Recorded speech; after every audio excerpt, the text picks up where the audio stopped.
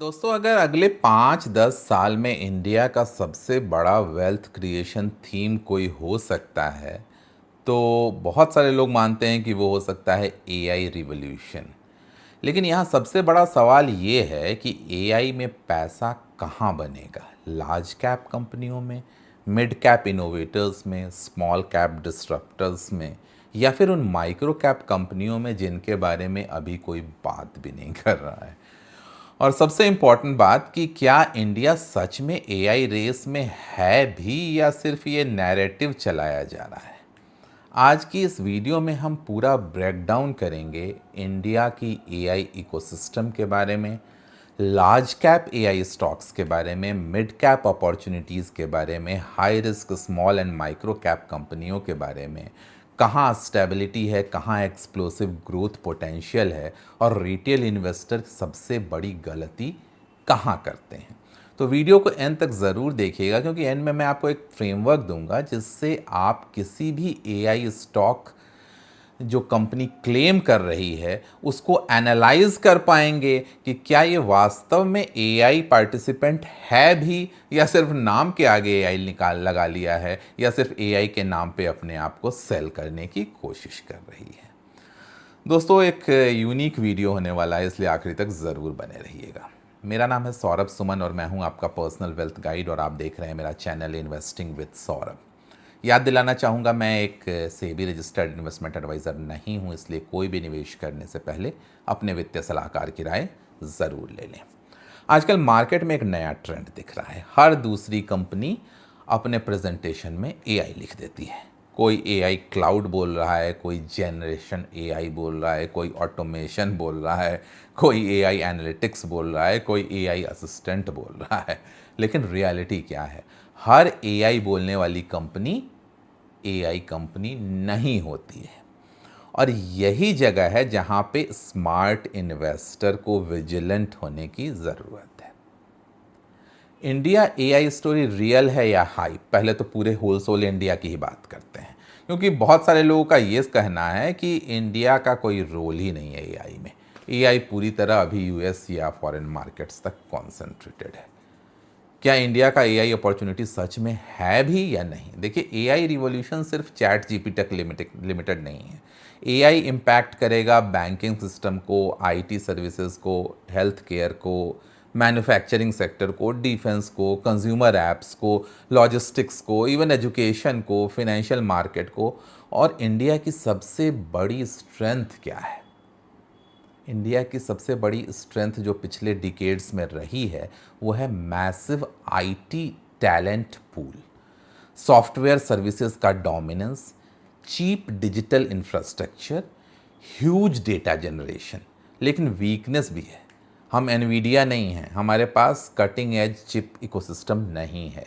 Foundational AI model mostly US और China dominate किया जाता है इस फील्ड में। तो इंडिया कहाँ विन कर सकता है? इंडिया जीत सकता है एआई इम्प्लीमेंटेशन में, एंटरप्राइज एआई सर्विसेज में। यहाँ जो कंपनियां हैं या फॉरेन कंपनियों को ऑटोमेट करने में, मतलब एआई को उसमें इंटीग्रेट करके पूरे प्रोसेस को ऑटोमेट कौन करेगा? एआई को इंटीग्रेट कौन करेगा उन कंपनियों में?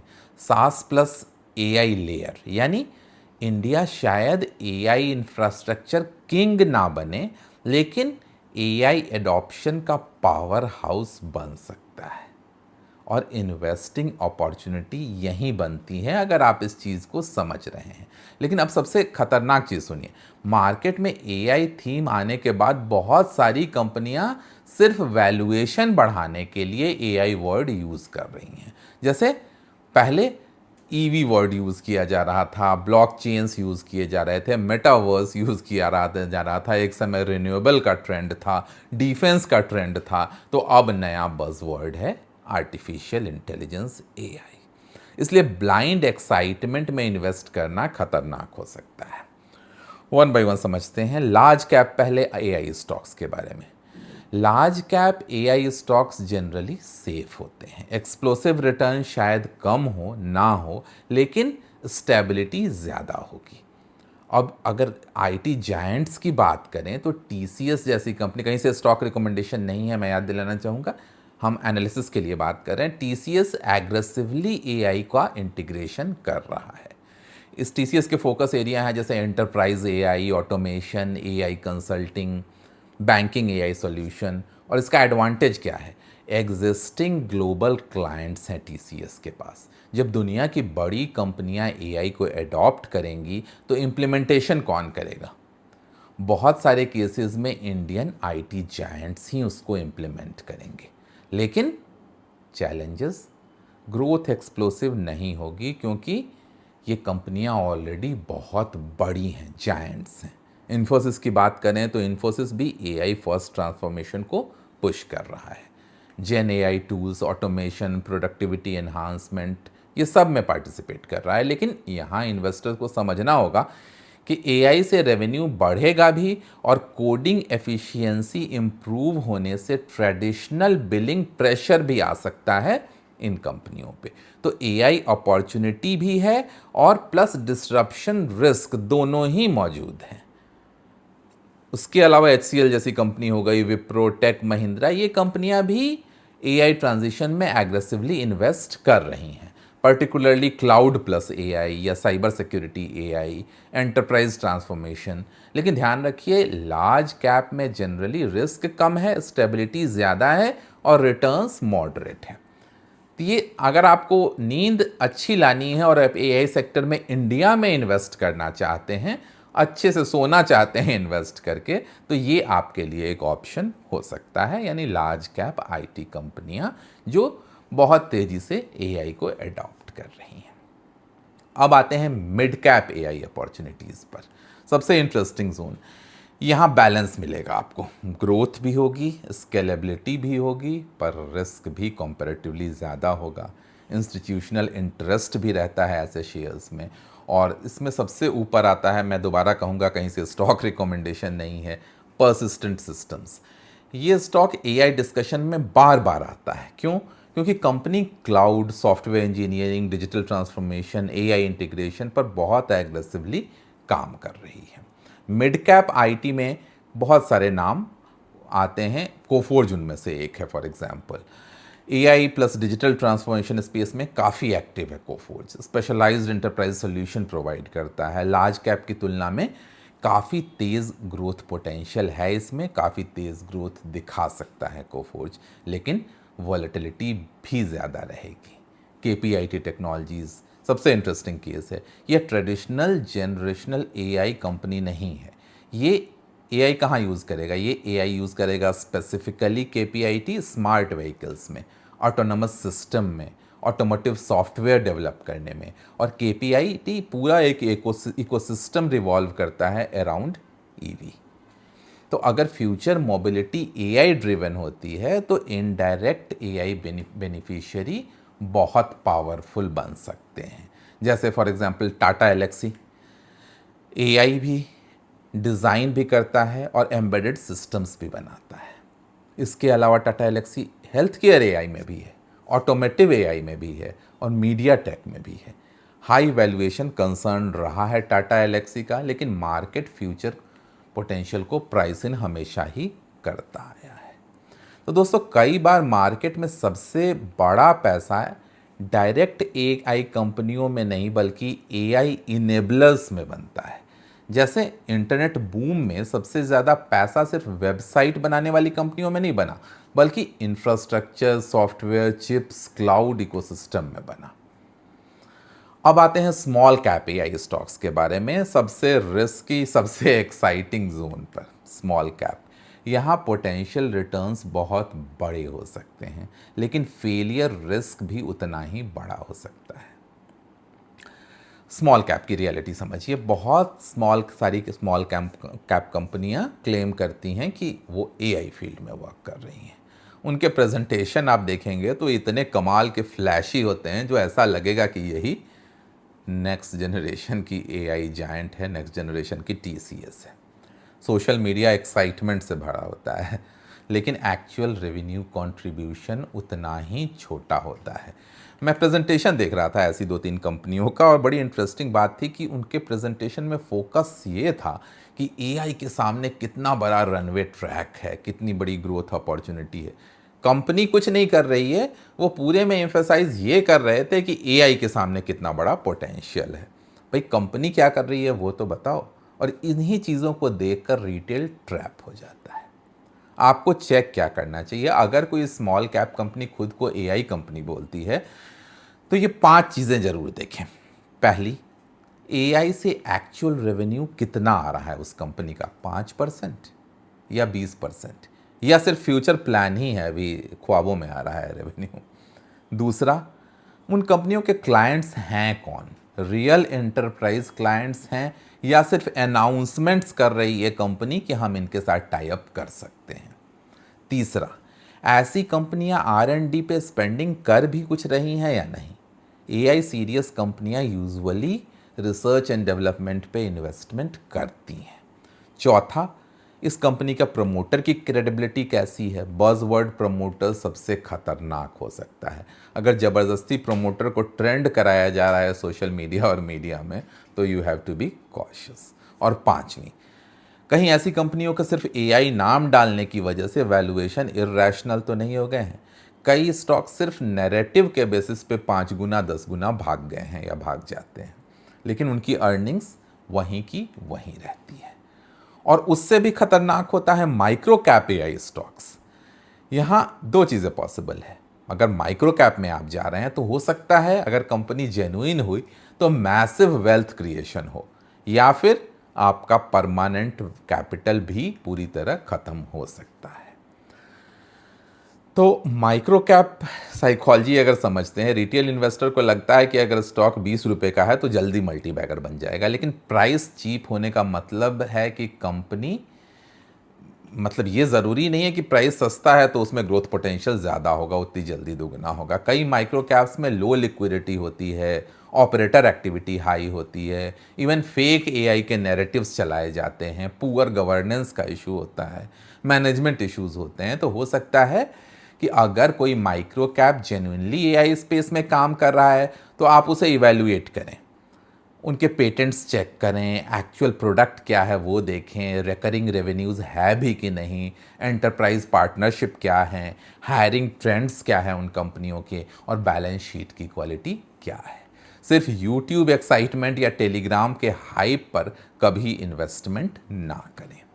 और शायद ये बातें कुछ लोग को पसंद नहीं आए जो मैं आगे कहने जा रहा हूँ, कि अगले एआई बूम में सबसे ज़्यादा पैसा शायद रिटेल इन्वेस्टर ही लूज़ करेंगे। क्यों? क्योंकि लोग, रिटेल इन्वेस्टर हमारा फोमो में बाई करेगा एआई में, टॉप पर जब ये कंपनियां बढ़ने लगेंगी तो अगला एनवीडिया ढूंढता हुआ निकलेगा हमारा रिटेल इन्वेस्टर और फंसेगा, वैल्यूएशंस को इग्नोर करेगा। और हिस्ट्री बार बार यही दिखाती है कि हमारे आम निवेशक इन्हीं नैरेटिव्स में फंसते हैं, पैसे गंवाते हैं। इसलिए मैं पहले से वार्न कर रहा हूं कि एआई के फोमो में ना फंसें। अगर इन्वेस्ट करना है तो थॉरली समझ के, कैलकुलेट करके तब एआई में जंप करना है। अब सबसे बड़ा सवाल कि जो मैंने डिस्कस किया कि पैसा कौन बनाएंगी, large cap, mid cap, small cap, micro cap, कहाँ सबसे बड़ी अपॉर्चुनिटी हो सकती है। देखिए, large cap best for stability, SIP investing style अगर आपका है तो बहुत लो रिस्क, अगर आप इन्वेस्टर हैं तो आप इनमें पैसा लगा सकते हैं, लेकिन 20 गुना होने की उम्मीद ना करें। मिड कैप्स में पोटेंशियल स्वीट स्पॉट है ये। क्यों? क्योंकि स्केलेबल भी है, इंस्टीट्यूशनल पार्टिसिपेशन भी पॉसिबल है, इनोवेशन ज़्यादा तेज़ी से हो रहा है, ये अडाप्ट ज़्यादा तेज़ी से कर रही हैं कंपनियां, और एग्जीक्यूशन भी इनका स्ट्रॉन्ग है। बहुत बड़े लॉन्ग टर्म विनर्स इसी कैटेगरी से निकलने की उम्मीद है एआई सेक्टर में। Small cap, high risk high reward, लेकिन आपको बहुत रिसर्च करना पड़ेगा, पोर्टफोलियो एलोकेशन लिमिटेड रखना पड़ेगा। और जहाँ तक माइक्रो कैप की बात है तो only for experienced investor who can filter the genuine out of the sea of fake people inside this sector. Deep research करने की ज़रूरत है और उसके बावजूद आप में हाई रिस्क टॉलरेंस होना चाहिए। यहाँ पर पोजीशन साइजिंग बहुत इम्पॉर्टेंट है, क्योंकि बहुत सारी कंपनियाँ जो प्रेजेंटली एग्जिस्ट कर रही हैं, एआई थीम में काम कर रही हैं माइक्रो कैप सेक्टर में, वो अल्टीमेटली डूब सकती हैं। तो एआई थीम में सबसे बड़ी गलती क्या होगी इन्वेस्टर्स की? थीम आपको सही पकड़ना है। लेकिन थीम तो आपने पकड़ा एआई का, लेकिन स्टॉक गलत चुन लिया। इंटरनेट देखिए सही था, लेकिन हर इंटरनेट कंपनी विनर नहीं बनी। ईवी भी सही था, सही ट्रेंड पे था, लेकिन ईवी का हर स्टॉक वेल्थ क्रिएटर नहीं बना। सेम कंडीशन एआई के साथ भी है। स्मार्ट मनी जनरली ये देखता है कि कौन एआई से रियल प्रोडक्टिविटी गेन ले रहा है, कौन रिकरिंग रेवेन्यूज बना रहा है, कौन क्लाइंट्स रिटेन कर पा रहा है, कौन वैल्यूएशन को जस्टिफाई कर रहा है, कौन से एआई स्टॉक्स, कौन सिर्फ नैरेटिव बेच रहा है, ये भी हम पहचान लेंगे। और यही डिफरेंस होता है कि इन्वेस्टिंग और स्पेकुलेशन में। अगर मैं आपको एक सिंपल फ्रेमवर्क दूं, अगर फ्यूचर में कोई एआई स्टॉक देखें तो खुद से ये 7 सवाल ज़रूर पूछें। ये एआई की एक चेकलिस्ट है जो मैं बताने जा रहा हूँ। ये 7 क्वेश्चन ज़रूर पूछें, देखें कि उस कंपनी में है या नहीं। पहला सवाल, company actual AI revenue generate भी कर रही है या नहीं, मतलब एआई से रेवेन्यू आ रहा है या कहीं और से रेवेन्यू आ रहा है प्रेजेंटली। दूसरा, एआई कंपनी का कोर बिजनेस इंप्रूव कर रहा है या नहीं। तीसरा, जो क्लाइंट्स वो बता रहे हैं वो जेन्युइन हैं या डमी क्लाइंट्स क्रिएट किए गए हैं। चौथा, कैश फ्लो स्ट्रांग है या बहुत ही माइनर कैश फ्लो है। पांचवा, इन स्टॉक्स की वैल्यूएशन जस्टिफाइड है या कहीं एग्जॉर्बिटेंटली ये प्राइस इन्फ्लेट तो नहीं किए गए हैं। अगला, प्रमोटर्स ट्रस्टवर्दी है या नहीं। और इसके अलावा स्टॉक्स ऑलरेडी ओवर हाइप्ड तो नहीं हो चुके हैं मीडिया, सोशल मीडिया से। अगर इन क्वेश्चंस के आंसर स्ट्रांग नहीं हैं तो सिर्फ एआई वर्ड देखकर आप इन्वेस्ट मत कीजिए। एआई अगले 10 साल का मैसिव थीम बन सकता है, लेकिन वेल्थ क्रिएशन हमेशा patience, valuation discipline, risk management और रिसर्च से आती है। नैरेटिव, सिर्फ नैरेटिव काफ़ी नहीं होता है। तो याद रखिए कि हर एआई स्टॉक विनर नहीं बनेगा, लेकिन सही बिजनेस आइडेंटिफाई अगर आपने कर लिया तो लॉन्ग टर्म अपॉर्चुनिटी बहुत बड़ी हो सकती है एआई सेक्टर में। आपकी नज़र में इंडिया का सबसे स्ट्रॉन्ग एआई अपॉर्चुनिटी कौन से सेक्टर्स में हो सकता है? आईटी, सास, defence, financial services, automation, semiconductor ecosystem, इनमें से कौन सा? क्योंकि बहुत ज़्यादा डायरेक्ट प्ले तो नहीं है इंडिया में, तो ये इनडायरेक्टली अफेक्ट होने वाली कंपनियां हैं। और आपका क्या ओपिनियन है, कमेंट बॉक्स में लिख कर ज़रूर बताइएगा कि आपको कौन सा सेक्टर लगता है कि इससे बहुत ज़्यादा पॉजिटिवली अफेक्ट होगा। दोस्तों, उम्मीद है इंसाइट मिली होगी एआई सेक्टर के बारे में आज के इस वीडियो से। जल्दी ही मिलेंगे ऐसा किसी नए वीडियो के साथ। तब तक सौरभ सुमन साइनिंग ऑफ।